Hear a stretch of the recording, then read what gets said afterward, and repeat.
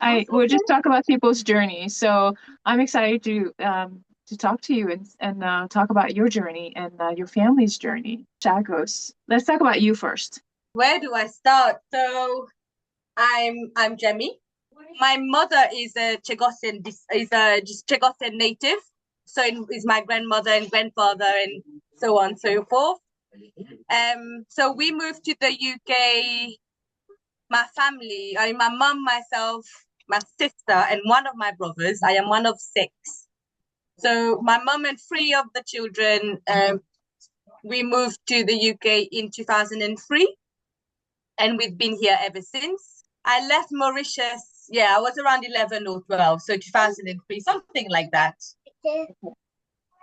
Yes. So you were born in Mauritius, but your mom was born in Chagos. Yes, so was my grandmother and grandfather. So from my mom's side of the family, they're all Chagossians. For somebody who does not know anything about Chagos, tell us a little bit about, like, in simple terms, what it is, where it is, and why is it's important. Well, Chagos is very, very important for a lot of reasons. Firstly, group of islands. There's tons of islands. I think there's around 100 and something islands, if I'm not mistaken. But all of them, bar maybe three of them, were able to be inhabitable. So people was able to live on the three largest islands, which was Diego Garcia, Salomon, and Peros Islands. And on these islands, they were, I think the original people that was on the islands, they were slaves. So from the slave route, from the French just left them there. And then they became laborers. They became workers on the island. But in all of that time, they married, they had children, so they made a life for themselves on the island. So they were there, they've been there. I mean, my generation goes back something like 7 or 8 generations I've been able to trace back from my mum's side. So we have been there for a very, very long time. It started out with the French, yes, the first people, as far as I can remember. I'm not very good with dates or numbers, unfortunately. But as far as I can remember, I've read that the first people there was taken there by the French, and they were just left there. They had a makeshift hospital for people in the army that had leprosy. So the slaves were taken by the French to those islands to look after the people that were sick. Okay. If that So makes it's kind sense. of a medical colony at first. It Okay. was, that's how it started. Okay. That really is how it started. But you know, as years and years and years and decades went by, it kind of evolved. They became laborers, they became workers, they became their own people, then they developed their own languages, their own traditions, their own food. But the beautiful thing about the Chagos Islands is that it's the way that is where it is in the Indian Ocean. It is placed in such a way right in the middle that cyclones, typhoons, you know, I don't know, anything that happens, tsunamis, it's all either over the top of the Chagos Islands or down the bottom. So it doesn't get bad, extremely bad weather like Mauritius and the That's Seychelles and fantastic. all of that. It's amazing, isn't it? So it really was, you know, when they tell you, when you read people writing, oh, it was an idyllic country, it was paradise, but it really was because everything flourished there. They didn't have worries. They didn't have to worry about, oh, you know, cyclones is coming, you know, we're living in steel shacks or bamboo shacks or something, it's all going to break. None of that happened to them. You know, they were very happy because they didn't have to answer to people. They caught their own fish, they grew their own vegetables, you know, they picked and choose what they wanted to eat or drink or whatever. If they wanted to start working at 4, they did. If they wanted to start working at 10, they did. It was a very So easygoing kind of life. there was no oversight after they were placed there. No oversight from the French or the English at some point. No, No. for a very long time they were left to their own devices. They were left to do as they pleased, really, as long as they were producing the copra or the oil or whatever else they had to produce, nobody bothered them. So say a month they had to give out, I don't know, 20 barrels of copra. As long as that need was met. Oh, they were taxed by They were the. taxed because there were still people, whether it was French or British or whatever it is, there were still people that was paying them to work. Okay, okay. If that makes sense. These were not, were they private or was it government? No, it wasn't government. That was private. Government had nothing Okay. to do there. Even the British people, when they were coming, I mean, the British Army, when they're going through the Indian Ocean to get to, I don't know, ABCD, they would stop at the islands, refill with foods or drinks or whatever it was, and then go off. So whenever they'd go there, they'd come and see the people and spend a few days, refuel and go again. But they had no oversight over what the people was doing there or not. So what happened in the 60s and the 70s then? So in the 60s, the British government and the American government, they started sending scouts. So because every time there would be a stopover from one of the ships, whether it be American or British, there'd be a stopover. They'd all talk about how amazing it is. It's in such a place that it really is in the middle. So, instead of you having to go 10 days, you'd go 5 days and you'd have a stop. And then, so it was very strategically placed, really good. So then they really started looking at the place, looking at Diego Garcia, looking at Perros Panos, looking at the seas and, how they would make this worse, really scouting it out, really thinking about what they could do with it, because it was in such a good place that it felt like a shame that they weren't getting the most out of it, if that makes sense. So then they came to an agreement, and again, the Chagos Islands were British colonies, but they were being governed it was relinquished by the French after it was. with Once the French left their slaves there and they left their stick there, they left. Mm-hmm. And then the war happened and French wrote and said, you can take this for you. The islands wasn't important enough. Nobody before the British came along, nobody kind of noticed or knew how important it was. But it was still part of the East Indian Company, right? Along with Mauritius. So I don't know. Okay. It all belonged to the British, all of them, whether it's Mauritius, the Seychelles, Rodrigues, all of them. Only Reunion Island wasn't, but everything else belonged to the East Anglia trading thing, right? Yes. So they were all, because the British, obviously, they had their people in Mauritius looking out for all of the islands. They were all one. Again, they were all one.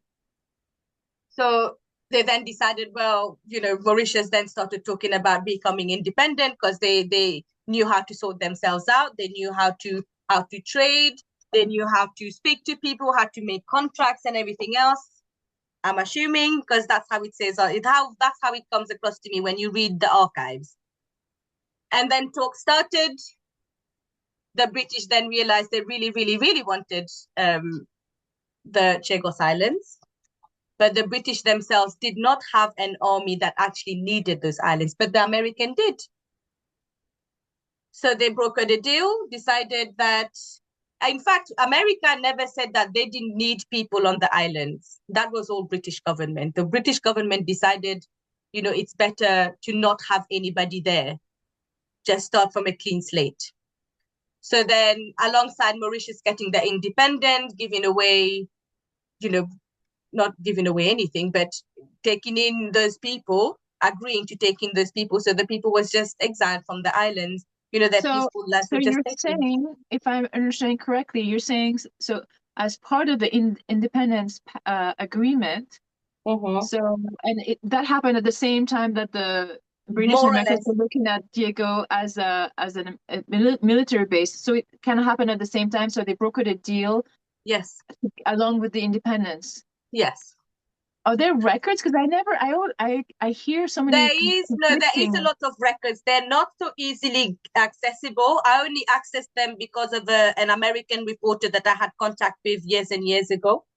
And then they sent me little exempts of it. And then when they came to the UK, they were able to show me what they had. But they are not I think a lot of them, the most important documents, actually, I don't think it is in the public eye, but it is very well documented. Why is it kept? One of my questions is why are the documents not so readily available, and why internationally we don't hear, like nobody really knows.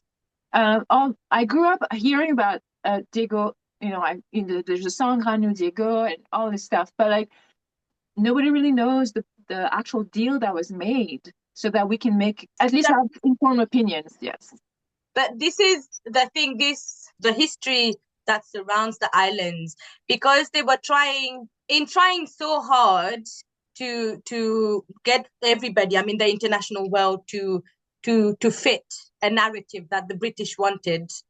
They then changed a lot of things. So the things that we know that there's evidence of on paper, like that's not what was then said. When it all came to light, what we were being told and what was documented was two different things. So I'm not quite sure who came up with the idea that they had to start hiding or changing the history. But I do think that if the British, the American and Mauritian government had come out and actually said, look, this is what happened. This is the deal that we came to. And what was the deal? What was the deal? If in at least as far as you understand. Well, in Mauritius, when they started the talk about independence, they thought that they would have the lay of the land. So all of the islands in the Indian Ocean that Mauritius was looking after should all stick together, right? So Mauritius thought that they were getting everything. They were getting the independence. They'll get Rodrigues. They'll get Seychelles. They'd get the Chagos Islands. All of them would be together. Because if Mauritius is governing all of these outer islands, and they want independence, it means all the other islands should be independent, or at the very least, they should still be governed by Mauritius, if that makes sense. Mm-hmm. But British and American, they said they don't want that. They just want Mauritius. Mauritius wants the independence. Seychelles wasn't even discussing independence by then. They didn't get independence until late 70s, I think, the Seychelles. So they said, no, if you want your independence, then it's just you, because nobody else has spoken about independence. So it's just you. So then Mauritius agreed. They want the independence. Those little islands meant nothing to them. The people on the islands meant nothing. I'm not saying that to be horrible, but that is how it is. Okay. The Mauritian governors, they wanted independence. So they needed to get independence. Whatever price they had to pay didn't really matter to them as long as they got their independence. Okay. So what happened then at the time of independence? What happened to your family, to the people on the islands? So when Mauritius got the independence in 1968, isn't it? Yes. So from 1965, in 1965, the port closed. So every Chagossian that had gone to Mauritius for medical purposes couldn't go back. So that was the first stage. So families was already getting divided. So there wasn't that many Chagossians in Mauritius, but it still made a difference, right? So that was the first stage. And then come 66, the first boatload of people would arrive. Instead of coming to the Chagos Islands to come and pick up order or come and bring, I don't know, they used to bring rice and salt and, I don't know, little things like that to the islands. Instead of doing that, they came and they rallied up a group of people that they could find, put them on the boats, and that was the first wave of people. Did they go willingly, or was it? Nobody went willingly. No one, not a single Chagossian went willingly. In fact, they did not understand what was happening. Now, bearing in mind, the Chagossians and the Mauritians and the British, they're so different, completely different. They did not speak the language. There is documents, actually, there is a professor called Jonathan Castan who's made a really, really good piece of work on the Chagossian language, on the Chagossian Creole. And he got proof that the Chagossians did not speak the same Creole that Mauritians spoke back then, if that makes sense. So when the British was coming to the Chagos Islands saying, oh, you have to get on the boat, very few Chagossians spoke English themselves. Now, and then they realized that the Chagossians were not understanding, so they got a few Mauritians and brought them to explain to the people, but the people did not speak the Mauritian language either. So up until they were left in Mauritius, they still didn't quite understand what was happening. In fact, it wasn't until after the independence of Mauritius that the Chagossians fully realized, actually, there's no chance of us going back. That is when it kind of turned everything. But yes, people were taken left, right, and center. Those that refused were either gunned down or poisoned, like their dogs. They were marched. I've heard about animals being poisoned, but I didn't know about people. There's not a lot of evidence of that, but my uncle used to work in the British like command center thing on the island. So my nan's brother. And he was one of the last, he left on the last voyage because he could speak English. Right? So, what I grew up not just with newspaper copies and stories that you hear in the news I grew up with my actual family themselves telling me their stories and what they went through. So to me, there's a huge difference in that. It's very personal.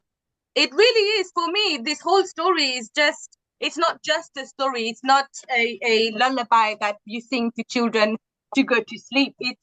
It's a very real pain. I mean, even now, after all of these years, when I speak to my uncles and aunties and my cousins and you name it, because all of my family are here and they're all very able. They all remember. My families are all very Chagossian. I grew up very Chagossian. Here, you mean in England, in London? In England, yes.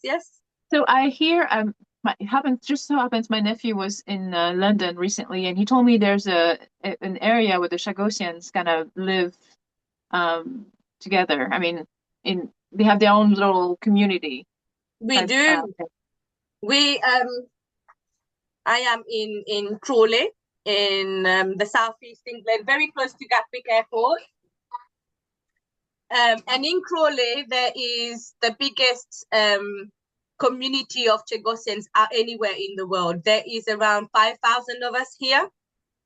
Yeah. So there is enough of us to make our own community. And everywhere you go, you can hear people speaking Creole here. In the schools, it's all being integrated now very nicely. Schools, hospitals, GPs, everywhere you go, things are getting translated into Creole, or you'll have Creole speakers there. So what are the long-term consequences of this exile? If you can think of any. For me, I actually had this a very nice conversation last week. I will say nice because I enjoyed it, but I don't think the other person might have very much. But now, a part of what I do in my day-to-day life is to educate people on my history, not just my personal history, but the history of the Chagos Islands, the long-term ramifications of it and what I've had to go through myself, along as, my relatives, my parents, we've all felt it. Now, I grew up, I'm almost 40 years old. So I remember very well, growing up in Mauritius when I was little, even though I wasn't one of the exiled, but I very much felt like I was. I go to school and they say, oh, what's your name? As soon as I would say, well, I'm Jemmy Simon. Oh, are you the granddaughter of so-and-so? Or is your mum so-and-so? And I'm like, yes. Oh, you're Chagossian, you can go and sit at the back. Oh, you're Chagossian, you can't have bread and milk. Me, myself, and can you imagine? I survived. I went through that myself. So I the find treatment in Mauritius was not was subpar, I suppose. It just I'm not saying that look, this history, this horrific part of history that happened to us, it is superpowers were to blame, for sure. But I resent the treatment that the next generations, like myself, then got in Mauritius. Because it wasn't my fault that my parents were exiled. All I wanted to do was go to school, make friends, learn, enjoy myself, play like every other kid in the world.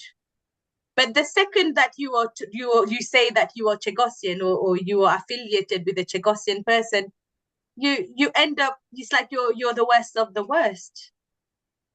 And to me, that was a horrific way to grow up. I had to constantly, that when I'd be at school, when I went to college, and that is what became very apparent to me. When I went to secondary school in Mauritius, now when I had done my CPE exams, I classed really well. They were still doing the class system back then. So I did very well. But all of the colleges that I had applied for would not take me on.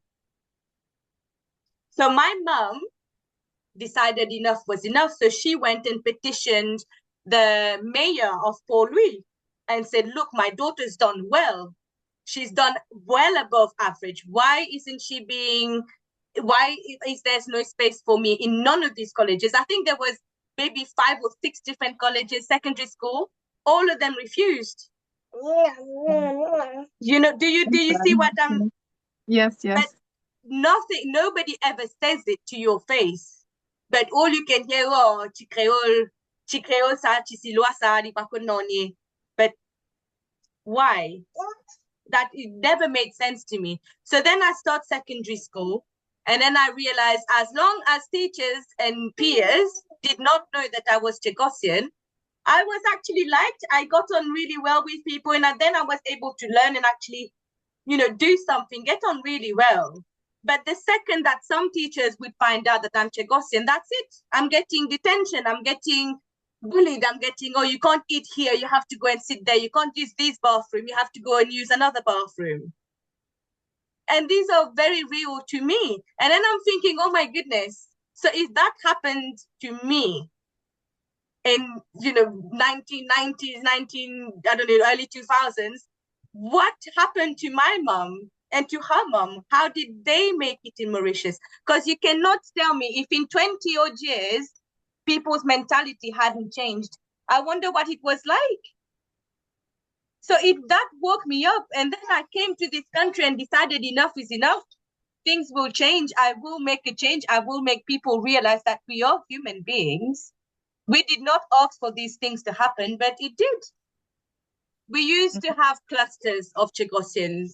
And if you look at map of Mauritius and you look at where Chagossians used to live in Mauritius, they were all more or less along the coastline. Because that's what they know. That's what we know, isn't it? So you stay to the closest thing that you know how to live, how to survive then. Yeah. But nowadays, I wouldn't be able to tell you, if I'm very honest. I know there is still a large amount, but again, given the choice, would they come to the UK? I would like to think so, especially, the newer generations, they all more or less wants to come here to the UK because there's no, it's not that there's nothing else, but, for a lot of us, like myself and my parents. So they have been offered, I think the descendants of the Chagossians have all been offered UK passports, right? Yes, in 2022, so what had happened before is that the natives they were born British citizens, right? And then you'd get to my generation. And because our parents are British, we automatically get the British citizenship. But then you get the younger generation. So my children, if was I to have children in Mauritius, they would not automatically be British. Okay. Because I wasn't born British, but I gained British citizenship through my mother. The chances of going back and permanently living there is pretty slim. Whether the island stays British or whether it becomes Mauritian, either way, it's pretty slim. The American has made it very clear that they don't want people on the islands, anywhere near them. Bearing in mind that the Diego Garcia Air Base is the only American air base in the world where there are no human outsiders around the air base. Every other air base that they've got has got a population of people living in and around. This one is the only one who's just not got anybody. So that's the first thing. From the American point of view, they just don't want anybody there. Fair enough. God knows what they're doing there. This is their private space. They don't want people involved. They don't want people to know what they're doing there. Fair enough. I get that. Now, when it comes to the British government, they don't care either way. That is as far as I can understand, they've never cared either way, whether there's people there or not. They've never cared about relocating those people. To them, it's not a priority, and it probably never will be, right? Now, Mauritius is a small island nation. I know they've got some very clever people. I know they've also got some very greedy people. But the amount of money that they would need to relocate even 500 of Chagossians there would be astronomical for Mauritius. They would not be able to afford that. Okay, so that's not even a possibility. Moving back. Personally, I don't see it happening. There okay, is, you know what?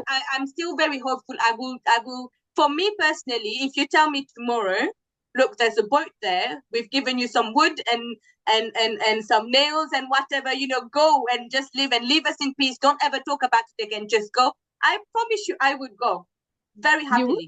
I would, absolutely. So would my children and my other half. We would happily go. Okay.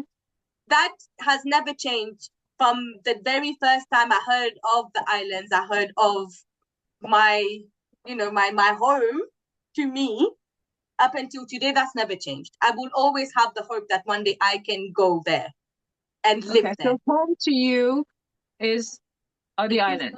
Yeah. Okay. In Mauritius, I never felt like home. I had to hide who I was.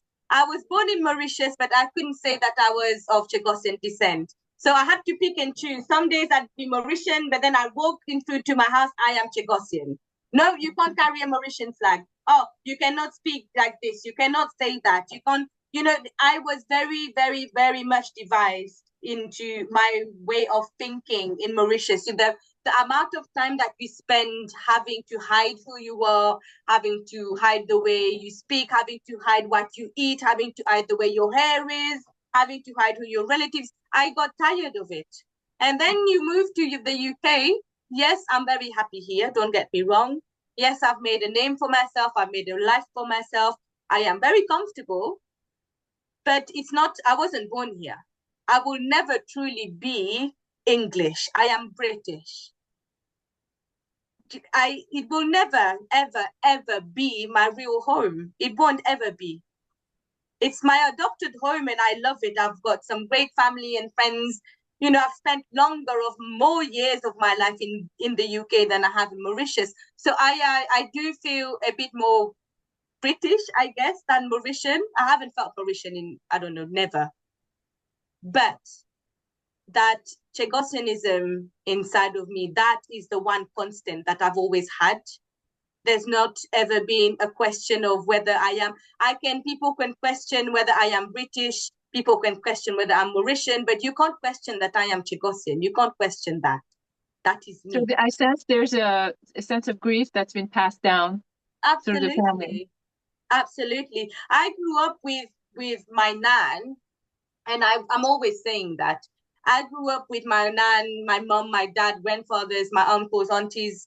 We are a very close-knit, very tight-knit community. Very, very, very. We used to meet almost every other day. There would always be music. There would always be food. We would be hearing stories almost daily about their lives. I grew up with images implanted in my head from the stories of my nan. And my nan was so well known at singing her stories and storytelling. That was her thing. So But then I grew up seeing how she was treated. I grew up seeing how my mum was treated. I grew up.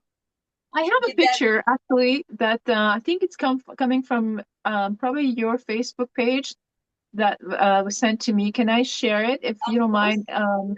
If you can tell me a little bit about it. Let's see if I can find it right here. Are you familiar with this? Nan. That's her? That's her. The one being grabbed by the police officers. That's my grandmother. And where is this? And what's the that is what's the in front of circumstances the around British it? Embassy in Mauritius. Okay. That's happened a lot of times. My nan is Charlesia Alexis. So they were protesting for some, I guess. They were protesting to go back. Oh, okay. And do you know what year that was? Yeah, well, I think it was in 1978. This one, okay. That was before I was born. 78? No, that was 1981. Sorry, this one was in 1981.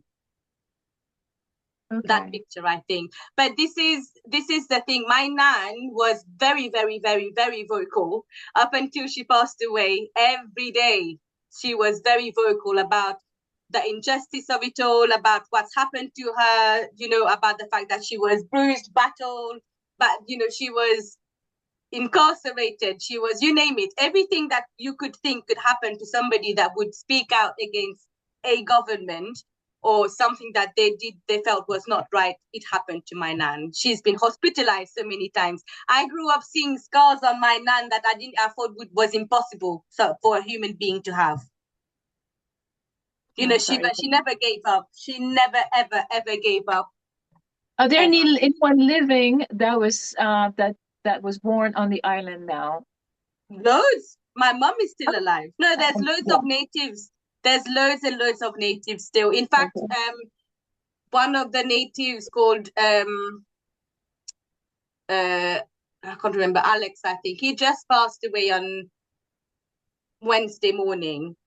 But he comes from a family of 13 or 14 children. My nan was one of 11 or 12. My mum and her youngest brother, who was also born there, they're still around. I've got loads. We've got loads of natives here. Loads.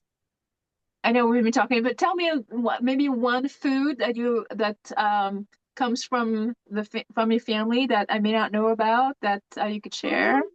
No, Serraz. Do you know Serraz?